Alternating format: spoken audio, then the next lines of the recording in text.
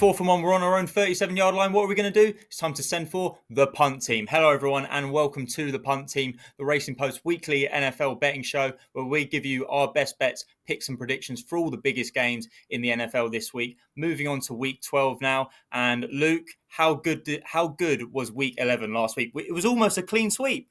Right? Yeah, it was a perfect week for me. I know that one pick we missed, we were on opposite sides in that Eagles-Lions game, which was Yeah, absolutely dreadful, especially the way that game ended. no, But yeah, absolutely. it was an awesome week. I will say I was sweating out that Dolphins pick in Madrid when Mike McDaniel decided not to kick that field goal. I mean, Oh, my God. what do you think he was thinking in that moment? I have no idea. I was absolutely bamboozled by Yeah. not only it wasn't just that, it was the fact that he then started taking timeouts on the Commanders drive. And I get it, you want to try and preserve some time if the Commanders score, but you taking timeouts is just helping the Commanders score. So like I have no idea how the Dolphins got away with that one. I touched on as well for that game to take Tua under on his passing yards and Dolphins money line is a same game parlay. So I was with you on the Dolphins. So I was sweating that out, and I was calling McDaniel every name under the sun when he went for that play on 4th down rather than kicking the field goal. But they got the job done, and that really set the tone for the rest of Sunday. We went 2-0 in that game, 2-0 in Bucks Bills. 2-0 in the 9:25 game, 2-0 Sunday Night Football. Our best bets won, our player props won, our big game treble won. It was raining winners. It was unbelievable. Yeah, it was huge. And I will say that Kansas City Chiefs Denver Broncos game, having the under there, I thought it was a clear rocking chair winner in that first half. In the second half, both offenses came out, started Yeah, a bit scoring. I was nervy. another one I was sweating overtime that just creeped under for us. So yeah, a huge week, and yeah, let's make it two in a row. Absolutely, absolutely. Hopefully some of our viewers are able to latch on, but you know, it's right back to the grind. Me and Luke, we're not going to rest on our laurels. We're going to get straight back to it, and we have plenty more picks for you this coming week. But first, it's time to review what we actually saw in Week 11 as far as the games were concerned. And I suppose the big talking point, you alluded to it there in that Broncos-Chiefs game, but the Broncos, along with the Patriots last Thursday, moved to 9-2. And incredibly, while both teams have the best records in the NFL right now, they're currently 9th and 11th in the Super Bowl betting, which is absolutely crazy given that we're about to enter Week 12. We're getting very far into the season now, and the two teams with the best records are barely even being considered for the Super Bowl. What are your thoughts on that, Luke, especially as a Patriots fan? Yeah, I mean, it's insane to me. We've talked about it again and again, but still seeing the Chiefs as the fifth shortest odds. We'll talk about that in a second, but will they even make the playoffs right now? I mean, Patrick Mahomes is 1-5 against teams above 500, and people like to talk about the Patriots schedule, but they're 3-1 against teams above 500 this season. So they've had a soft schedule, but they're beating who they're beating. And even the Colts at 9-1, sitting in fourth, that doesn't make much sense to me. I know they beat the Broncos by one earlier this year. They handled the Chargers, but outside of that, they struggled against the Steelers. We saw that in Pittsburgh. They'll have another road test this week in Kansas City. It makes no sense to me. And I know you're kind of against the Broncos train, and I don't blame you given how that offense has looked. But that defense, man, they are legit. And any They are, team going to mile high in the playoffs, it's going to be a tough place to win and play. And we saw that with the Chiefs last weekend. Well, yeah, I think that could be a big factor on the Broncos. Like the Broncos need to keep winning because if they do have home field advantage throughout Huge. the AFC portion of the playoffs, that really gives them upside. But if they do start to drop off a bit, and looking at their remaining schedule, I don't think they really should. Same as the No. Patriots. The Patriots have a pretty soft schedule, so both Mhm. teams should continue rolling on. But yeah, Mile High will be a very tough place for any team to go into in the AFC. So yeah, it's all getting very interesting at the moment. Like I don't know. Do you see any potential dark horses in the Super Bowl market? In terms of dark horses right now, I don't think there's too much value. I mean, I would say I still believe in my Packers sitting at 15-1 right now. We talked about it previously too. The Baltimore Ravens are up to 12-1 each week, slowly climbing back up to kind Yeah. of those preseason odds. Their defense is flying. And I will say, whoever gets that number two seed in the AFC, it's going to be a dangerous spot because if the Ravens don't win the AFC North, we could see Baltimore as that seven seed, or we could see these Kansas City Chiefs as that seven seed. So really, that one seed home field advantage is going to be crucial in such a tight AFC picture right now. Absolutely, absolutely. Yeah, it's all making to be a very exciting final 6 weeks in the NFL. Seeing how every team lands. I know at the start of the season it almost felt like a foregone conclusion. It would be Chiefs, Bills, Ravens as the top three seeds, Yeah.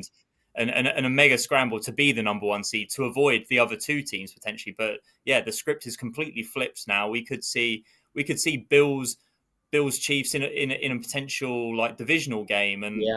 and everything looks absolutely crazy right now. It's all shaping up to be very very exciting. But you alluded to it there with the Chiefs as well. They're currently sat at 5-5 after losing to the Broncos, and they're facing the Colts next. We will be previewing that game in just a minute, but you know, will the Chiefs even make the playoffs? Do you think? When everything's said and done, I do think they'll get in, mainly because of their schedule. They get, obviously, the Colts is a tough game this week, but they do get to play that at home. And then if you look at their remaining schedule, most of their tough games are at home. They get the Texans at home, the Chargers at home, the Broncos in the rematch at home, and then their road games at Dallas. I think that's going to be a tough game for them. The way the Cowboys defense looked rejuvenated last week, it was a Raiders team, but Quinn Williams is going to make a difference on that defensive line. And then they only have to travel to the Titans and then close the season out at the Raiders. So I do see about 6 wins in that schedule, at least for the Chiefs. So I think they'll squeak in, but it's going to be tough because they don't own the tiebreaker right now against the teams above them, mainly the Jacksonville Jaguars. So it's going to be come down to that week 18 in my eyes. Absolutely, absolutely. I mean, it's certainly on their side that they closed out the season against the Titans and Raiders. I couldn't think of Yeah.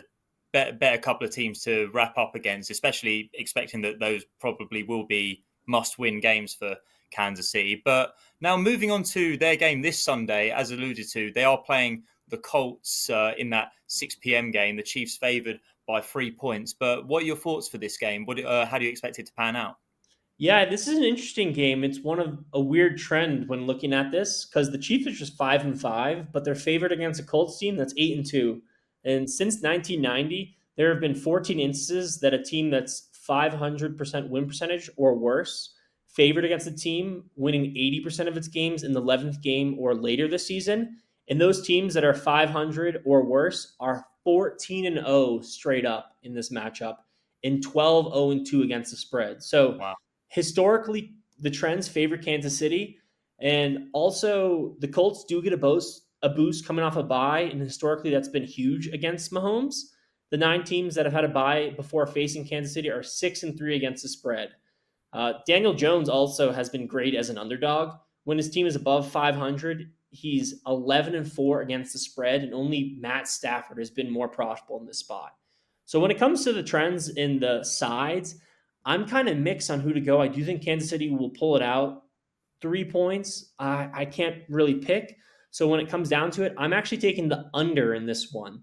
And we talked a little bit about the Texans, but Mahomes has actually been one of the strongest under quarterbacks in the league. Since 2022, he's 14-4 to the under when the total is 50 or more, and he's stayed under by almost 5 points per game. His last 6 totals of 50 or more have all gone under, and when both teams are 500 or better, he's 23-12 to the under since 2022. Not only that, but we're getting 2 top 10 defenses. The Chiefs are giving up just 18.1 points per game. The Colts are allowing 20.6. So I love the under 50 in this one. And also, I'm still waiting for this line to come out, but I'll be sprinkling on and checking out what Rashee Rice's receptions are at. I think it should sit around 5.5, and I'm hammering that over.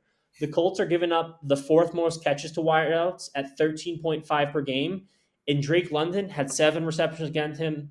Keenan Allen, 11. Puka Nacua, 13. And the list goes on. Since Rice has come back, they've really tried to make him a staple in this offense. So I love for him to have 6, 7, 8 receptions against a secondary in Indianapolis that's their weak point. I know they got Sauce Gardner, but as I said, Drake London still went for 7 receptions against them. So on the under as my main play, and I'm waiting for this Rashee Rice prop to come out for receptions. Love that Rice play, and a lot of what you just said there really feeds into my pick, which is rolling with the Chiefs -3 at 5-6. As you mentioned there, the Colts' pass defense is their most vulnerable element on defense, and I really think that Patrick Mahomes is going to be dialed in, locked in, and really find ways to exploit that. 5-5 is do or die for the Chiefs. They know it, but time and time again, we see Patrick Mahomes and this Kansas City team show up in big games. It's why they've made the Super Bowl for years on end. It's why they've won Super Bowls. When it's a do or die game, you've got to side with Kansas City, especially at Arrowhead.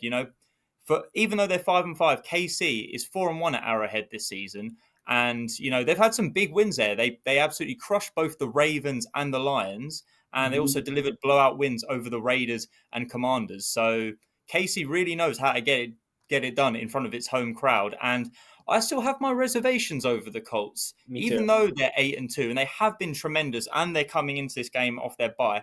I do believe that the cracks have started to show in this team. They lost that game to the Steelers, and then they needed overtime to beat a Falcons team that really hasn't amounted to much at all this season. So whether they can go into Arrowhead and hang with Patrick Mahomes, I'm really not so sure. Everything goes through Jonathan Taylor with this Colts offense, but I have to trust that Steve Spagnuolo will have some success in neutralizing him. The Chiefs have been pretty solid against the run this season as well, and if the Chiefs can shut down Taylor, then I believe they'll shut down the Colts entirely. For this game, I'm rolling with Chiefs -3, but to be honest, I might also take an alternate line and back this -6.5, -9.5. I really think this could be where the Chiefs blow up, and I think the sportsbooks are expecting it. That's why they're still so short in the Super Bowl betting. The sportsbooks are really fearing the Chiefs, and for good reason. And I think they're bang on the money making KC a favorite here. But I really think that they're going to make a statement win here against the Colts. Yeah, and I can't blame them with Chiefs at home. They're 17-1 in their last 18 games at Arrowhead. Only loss coming earlier this season against an Eagles team that shortest odds to win the Super Bowl right now. So yeah, I do think Kansas City will get it done. And now looking at the other 6 p.m. game that is featured this week, and we've got the Pittsburgh Steelers traveling to Chicago to take on the Bears. Luke, where do you see this one going? So we've talked about the Steelers team being one of the hardest to read in the NFL for us. I did nail them with my best bet last week against Cincinnati. And I'm going to go back to Pittsburgh +2.5 and even sprinkling on the money line at 5-4 in this one. So yes, Chicago fans, they can be excited right now. After a slow 0-2 start, they're 7-1, and they've won 3 straight, but all 3 of those wins have been by 5 points or fewer. Over the last 20 years, teams on a 3-game winning streak with every win by 5 or less are just 12, 23-1 against the spread in their next game. So these close game streaks usually don't hold. Caleb Williams, he has been elite in the fourth quarter in the 2-minute drill. So I do get the point that people may like Chicago in this one, but the big difference for me is pressure, getting pressure to Caleb Williams. When he's sacked 2 times or fewer in his career, the Bears are 9-5. But when he's sacked 3 or more times, they're just 3-10 since he came into the league last year. That's going to be a problem against the Steelers defense, ranked 3rd in the NFL in sacks per game. They're averaging 3.7 sacks over the last 3 and almost 4 per game on the road. Now, Steelers fans, even if Mason Rudolph's out there, I wouldn't panic. Mike Tomlin, as a coach with a backup quarterback, is one of the best in the league. Since 2015, he's 19-14-1, both straight up and against the spread with a backup. And when he's an underdog as a backup, he's 11-4-1 against the number in that spread. So also, I'll get into it, but I also will be sprinkling on the Bears to win under 9.5 games at 27-20. You have to look at who the Bears have beaten. They're maybe the worst 7-3 team we've ever seen. They have a -6 point differential. They're 0-2 against teams that are 500 better with a -45 point margin, and their 7 wins are against opponents with a combined 20-50-1 record. So I really think this Pittsburgh team, I do think the Ravens will catch them. I think the Steelers can still sneak in the AFC as a wild card, but this matchup really, it lines up perfectly for Pittsburgh. So give me the Steelers +2.5 and the Bears to go under 9.5 total wins this season. Oh, man, Luke, I could not disagree with you more. First of all, you're really going against my Bears to make the playoffs pick that I made at the start of the season at 3-1. So not happy about that, like adding insult to injury. But for me, I'm rolling with the Bears -2.5 at 20-23. I think this is a great spot for Chicago. Like, admittedly, I think you were correct in that you said that the Bears aren't as good as as their 7-3 record suggests, but I don't think the Steelers are as good as their 6-4 record suggests. They've really been up and down. They've been so inconsistent, and I find them super tough to figure out. And that's when they've had Aaron Rodgers under center. They could now have Mason Rudolph under center, and they've got a laundry list of injuries that they're dealing with on defense. Now, some of these players, like Darius Slay, they could suit up, but at the end of the day, this defense isn't going to be at 100%. And I think that the Bears have a ton of momentum on their side right now. As you mentioned, they've won 7 and 8. They've won 3 of 4 games at Soldier Field where they've covered this number in each game. They haven't won by a lot, but they have at least been able to win by 3 or more, which has been crucial for them here. And for as good as this Steelers team has been, they have also allowed the 3rd most passing yards in the NFL. So if they're already allowing that and they're having issues at cornerback, then I think that it opens up for the likes of Williams, Odunze, and Cole Kmet to have a field day and really exploit this team. Like I say, I do think that the Steelers are a tough team to figure out, so I'm not crazy about taking the Bears minus 2.5. And obviously, Jalen Warren's status is also up in the air, but Kenneth Gainwell proved last week that he's more than a good enough deputy to fill in. But I just feel like this is a step too far for this Steelers team to overcome. And with so many injury concerns, I simply have to back the home team, and I have to back a Bears team that has a ton of momentum right now at 20-23. Yeah, I mean, I get your point about that Steelers secondary and giving up yards. I mean, they're giving up the 5th most total yards in the NFL. But the key for them has been their red zone defense. They're 6th in the NFL in red zone defense.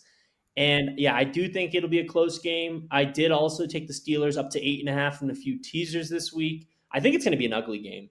So we'll see where it ends up. And yeah, sorry about the Bears playoff pick, but their schedule down the stretch is brutal. After this one, they're going at the Eagles, at the Packers. They should beat the Browns at home, but then they're hosting the Packers, at the 49ers, and then hosting the Lions. So absolutely gauntlet of a schedule down the stretch. It's going to come down to the wire for Chicago. And now shifting gears to the 9:25 game, and we've got the Philadelphia Eagles taking on the Dallas Cowboys at AT&T Stadium. This is a rematch of the season opening game. Luke, what are you expecting to see here? Yeah, that season opening game came down to the wire. Obviously, the Eagles pulled out 24-20, but I'm actually going to go with Dallas plus 3.5. The key to me is that extra half, getting over field goal with the Cowboys. And it starts with one massive theme. Jalen Hurts and the Eagles just haven't thrived in road divisional games. They're just 6-7 straight up and 4-8-1 against the spread, failing to cover by almost 4 points per game. And also, I've talked about this as a theme throughout the season. I know I missed on it when they played the Cardinals at home a few weeks back. But Dak Prescott, he's been one of the most profitable division quarterbacks of his era. He's 31-13 against the spread against NFC East opponents, and only Aaron Rodgers has a better mark since 2003. At home, he's 21-2 straight up and 17-6 against the number versus the NFC East, with 18 straight home wins in the division dating back to 2017. And also another trend, if you made the playoffs last year, it's honestly not good news. NFC East playoff teams are 0-9 straight up when visiting Dak and Dallas, losing by almost 20 points per game. I had to double check that number because I couldn't believe it.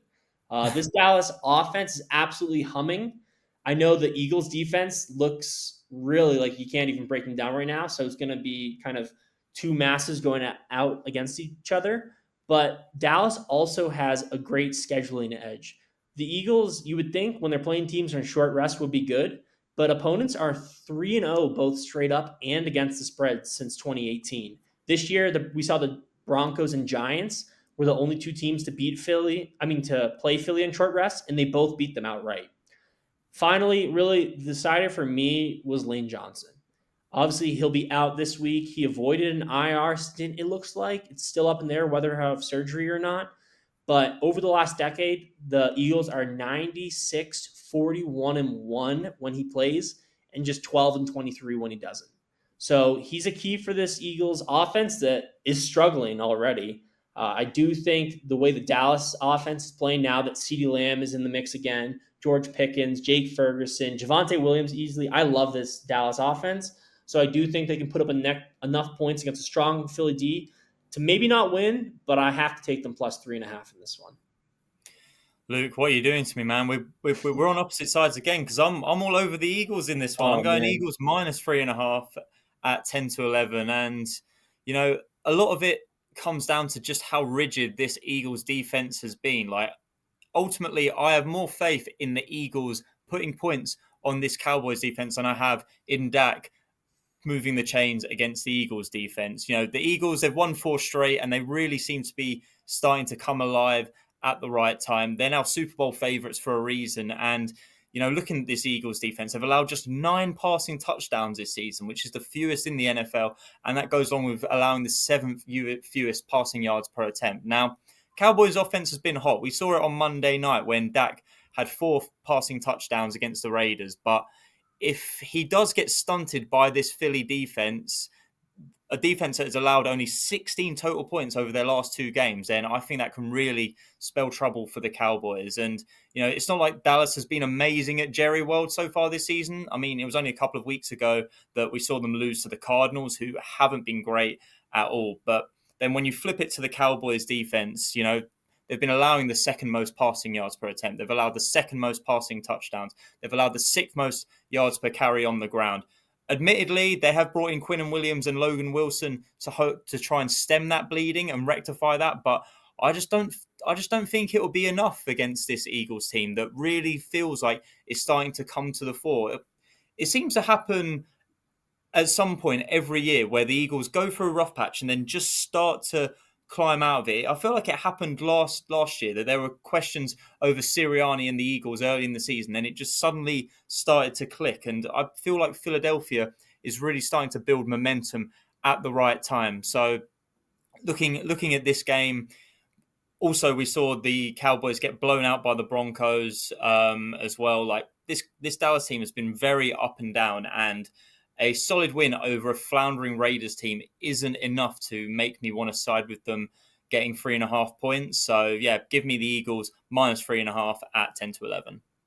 Now, shifting gears, we're going to take a look at Sunday Night Football and a potential NFC playoff matchup between the Tampa Bay Buccaneers and the LA Rams. We saw the Rams eke out a victory over the Seahawks last week, 21-19, in a game that really they were pushed the distance despite Sam Darnold throwing 4 interceptions. And they're now hosting a Buccaneers team that looked pretty solid for 3 quarters before a 4th quarter collapse allowed the Bills to beat them in the end. But for me, I'm actually going to roll with the Bucs plus 6.5 at 20-21 in this game.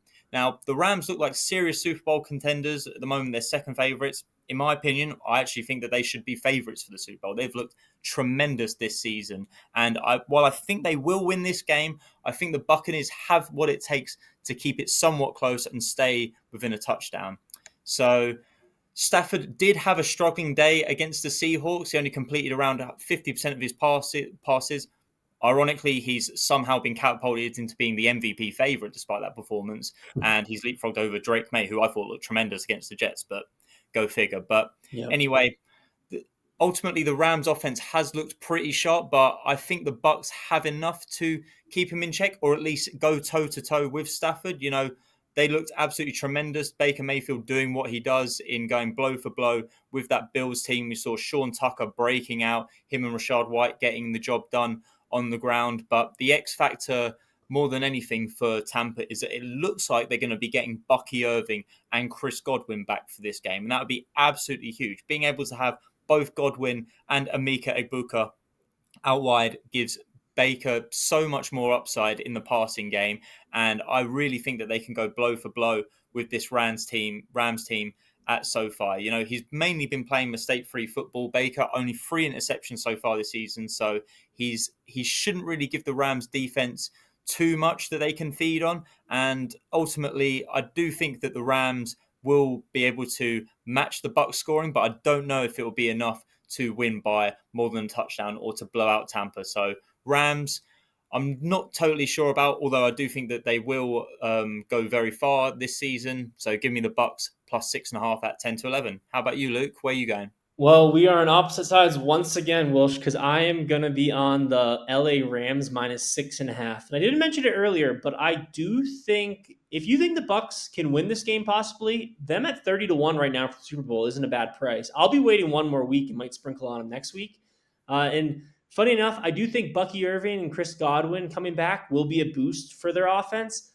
But the bigger issue for me right now in Tampa Bay is their defense. I mean, we saw Hassan Reddick miss another game last week. Marquise Watts also out. And because of that, Josh Allen just feasted on this defense. So I have really, even against the Patriots, I have no doubt in this offense. They can put up points, but I'm really worried about this defense. And I'm also worried about primetime Baker Mayfield. Since 2021, he's made 13 starts under the lights, and his team is just 2-11 straight up and 4-9 against the spread. And it gets even worse when he's an underdog of more than a field goal in prime time. He's just 1-8 straight up, with his lone win coming in the playoffs back in early 2021 against the Steelers. So also, Rams, yeah, that was a tough game last week against Seattle. I mean, it made me feel that Seattle's defense is even more legit than I originally thought, the way they kind of held the Rams down. And you would think that the Rams, after playing in a strong game against the division, is a letdown spot. But under McVay, they're actually 34-17 straight up and 30-17-4 in the week following an NFC West opponent.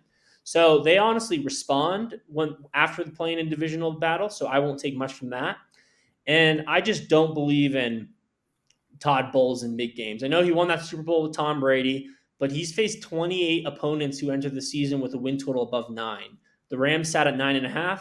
He's just 9-18-1 against the spread in those games. And as an underdog, he's 2-7 straight up and against the number. So really, when it comes down to it, I don't trust Baker right now in prime time. I do think the Bucs will get some guys back, but this early in the week, the uncertainty around the injuries, I thought Bucky Irvin would be back last week. So that uncertainty, LA's post-division dominance under McVay, and Bowles' issues against elite competition, this one really lines up to a Rams win, and I do think they can cover the spread at -6.5. Oh, well, so there we have it. We're against each other in Steelers, Bears, and Eagles, Cowboys, and now Bucks, Rams. So at least we're going to guarantee one of us is correct in each game, but waits to be seen who it is. Now it's time to look at the Punt Team big game treble for Week 12. Last week we cashed our treble at 3-1, so fingers crossed we can deliver another juicy payout here. And kicking things off, and I'm going to be going with the Chiefs to beat the Colts in the 6 p.m. game. So the Chiefs are 5-5, and it really is getting to do or die time for Kansas City if they even want to make the playoffs, let alone win the Super Bowl. But as we've seen time and time again in the playoffs, Patrick Mahomes and Andy Reid, they have a knack of finding wins when they need to. So Kansas City, they're 4-1 at Arrowhead so far this season, and 2 of those wins came against red-hot Ravens and Lions teams, so they know how to beat very good teams, and they also include blowout victories over the Raiders and Commanders. All 4 of those wins were by at least 13 points, so I really have confidence that they can beat the Colts here. The Chiefs have been allowing the 9th fewest yards per carry, so I expect Steve Spagnuolo to have some success in shutting down Jonathan Taylor. And I just have questions over the Colts, how legit they are after that loss to the Steelers, and then needing overtime to beat a pretty poor Falcons team. So this is really a true test as to whether they're a legitimate contender or not, and I think that they're going to fail that test. So give me the Chiefs to win as a first leg of our treble. Luke, what are your thoughts in the Eagles-Cowboys game? Yeah, I know we're on opposite sides when it comes to the teams here in this one, but I'm going to add over 47.5 in that game down in Dallas. So I will admit a high-scoring game does favor the Cowboys in this one, and when they met earlier this season, they combined for 44 points, but the Cowboys had a bunch of key drops in that game, most notably that one by CeeDee Lamb at the end, and I honestly think we should have seen 50-plus points there. Now, the Cowboys defense, we talked about it. They did look better last week, but it was still the Raiders who they're playing, and they're still giving up 29.3 points per game, which is 31st in the NFL. And their red zone defense hasn't been any better. They're 29th in red zone defense. They've allowed at least 22 points in 9 of their 10 games. So the Eagles offense has been struggling, but I can see at least really 24 points or so from the Eagles in this one. And although the Eagles defense is no joke, but this Dallas offense is fully healthy and they're flying. They're putting up 29.6 points per game, which is 3rd in the NFL, and have at least 24 points in 7 of their 10 games. So it's going to be close, but I love our chances of seeing 48-plus points in this one. I really see about a 27-24 score line. So, yeah, we'll add the over 47.5 there. And then I'm going to close it out. I know you're on the Buccaneers plus 6.5, but when everything's said and done, I do think the Rams will at least get the job done and Yep, win I agree. in Los Angeles. So I mentioned it, but Baker Mayfield, since 2021, he's had 13 starts at night in prime time. He's just 2-11 straight up. And when he's above a field goal underdog at night, he's 1-8 straight up, with his only win coming in the playoffs against the Steelers. Then as a coach, Todd Bowles has faced 28 opponents who enter the season with a win total above 9. He's just 2-7 straight up as an underdog in that instance. So no, we're kind of buying down from that -6, but I think the Rams get the job done. Just add them on the money line as a third leg in this one.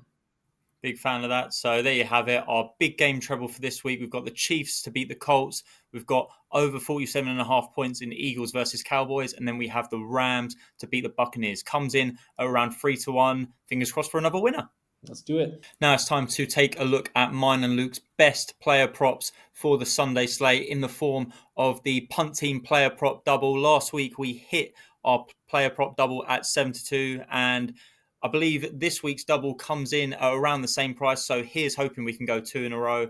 I'm going to go first, and my pick is JJ McCarthy under 192.5 passing yards in Vikings versus Packers. So McCarthy has only played in 5 games this season for the Vikings, and only once has he gone above 158 passing yards, let alone 192.5.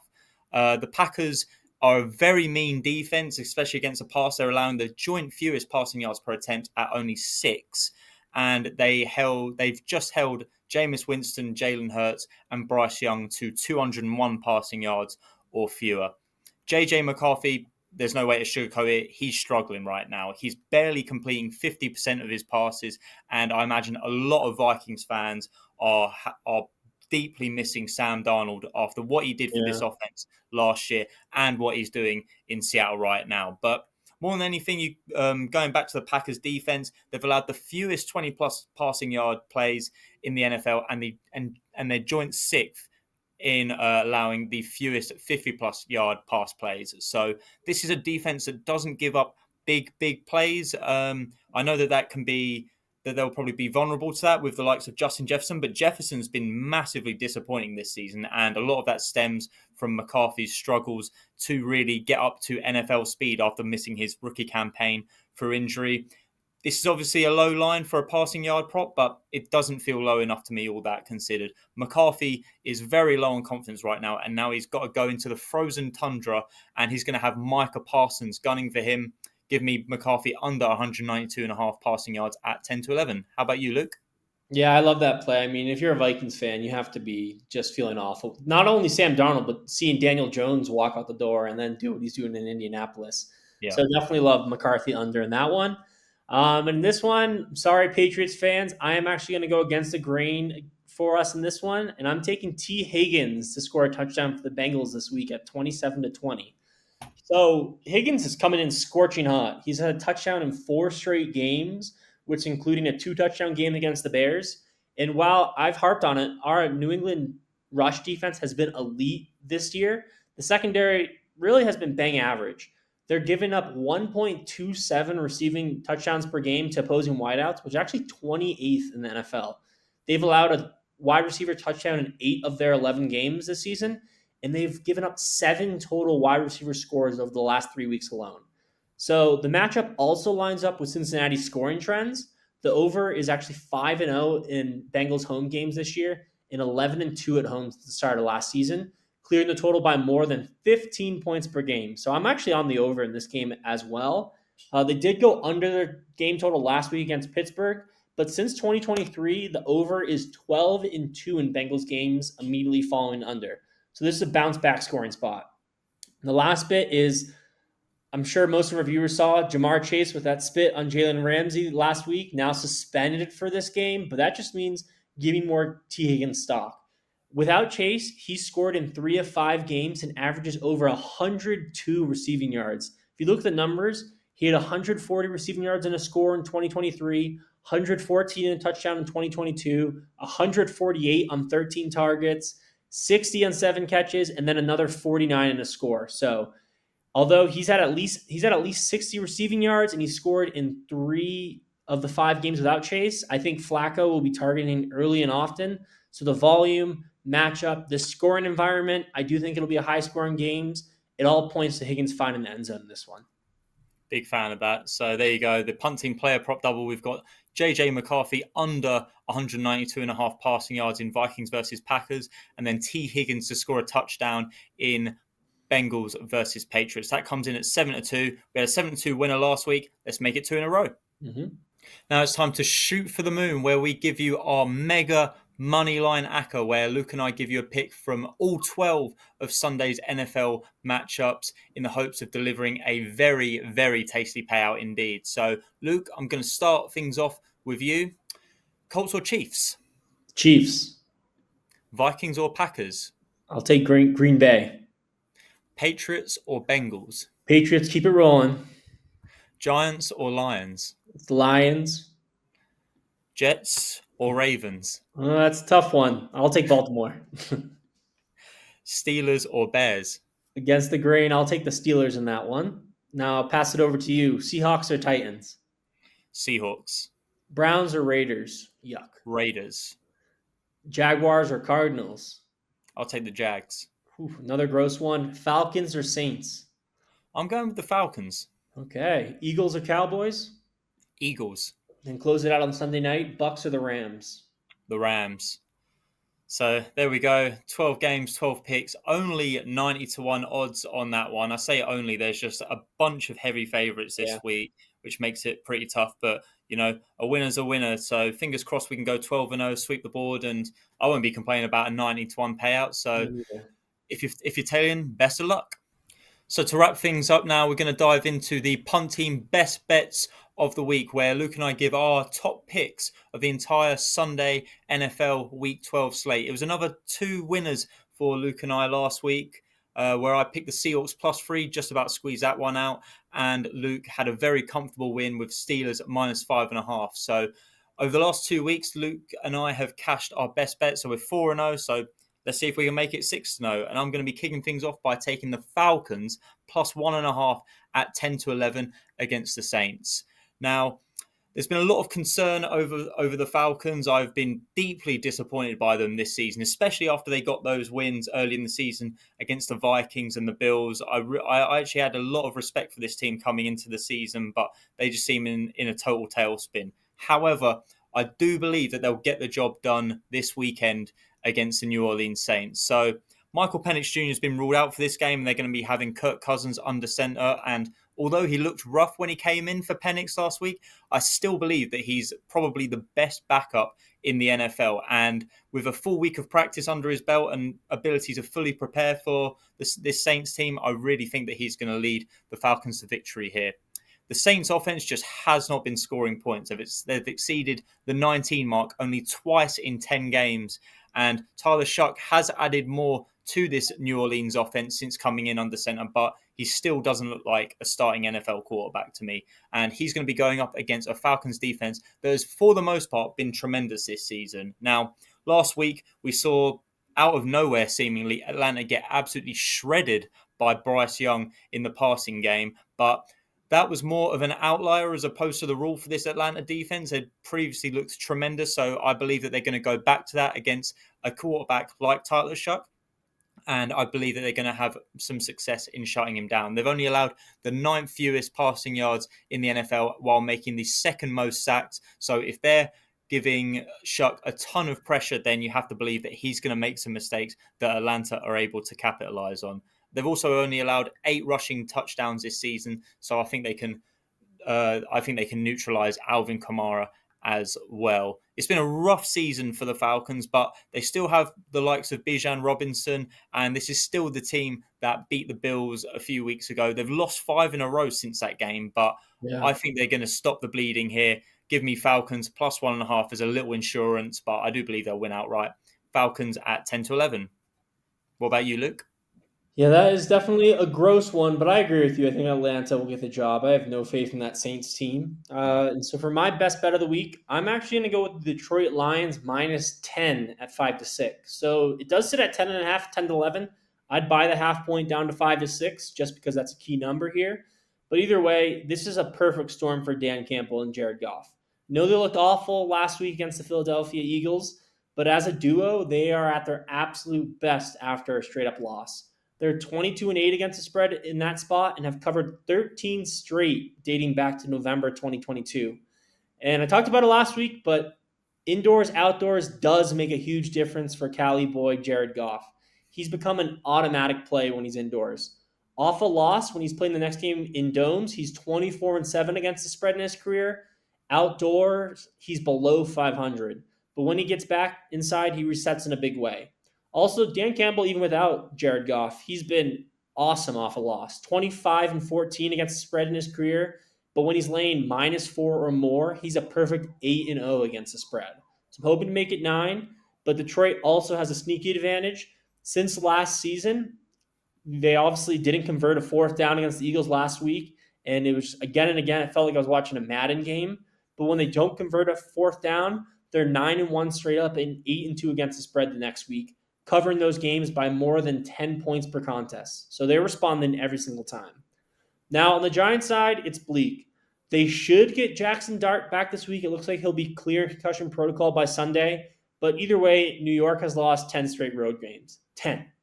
And when Detroit wins this season, they don't just win, they've been dominating. Their average win margin this season is 18.8 points, and 5 of their 6 wins have come by at least 13. So, obviously, it was against the Lions last week in Philadelphia, but this is the perfect bounce back spot for them at home against one of the league's worst teams. Give me the Lions -10 at 5-6 in this one. Yeah, I like that a lot. So there we go. Our punt team best bets for this week: Falcons +1.5 and Lions -10. Fingers crossed Luke and I can make it 6-0 over the past 3 weeks. But that'll about do it for this week's edition of the punt team. Again, if you were backing any of our winners from last week, please let us know in the comments below, and make sure you let us know if you agree with mine and Luke's best bets, and also tell us your best bets for NFL Week 12. But for now, he's Luke, I'm Andrew, and if you ever find yourself in a 4th and 9 situation on your own 36-yard line, make sure you send for the punt team. Goodbye, everyone.